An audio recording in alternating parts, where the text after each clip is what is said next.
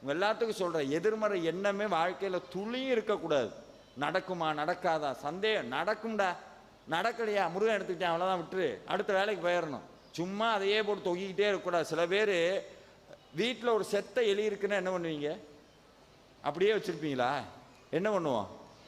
தூக்கி போட்டுருவோம். ஒருத்தன் வீட்டுக்கு வந்திருக்கான், எலி செத்து போச்சு, செண்டு அடிச்சிருக்காங்க வீட்டை சுற்றி, எங்கே கிடக்குன்னு தெரியலை, செண்டு அடிச்சிருக்காங்க நல்லா படபட படபடன்னு. வீட்டுக்கு வந்து உட்காந்துருக்காங்க. ஒரு அரை மணி நேரம் கழிச்சுன்னு உட்கார முடியல அவங்கனால. ஏன்? நாத்தடிக்க ஆரம்பிச்சிருச்சு. அப்புறம் புரிஞ்சிருச்சு, செத்த எலி இருக்கிற வரைக்கும் வீட்டுக்குள்ளே வாசம் அடிச்சுக்கிட்டே தான் இருக்கும்.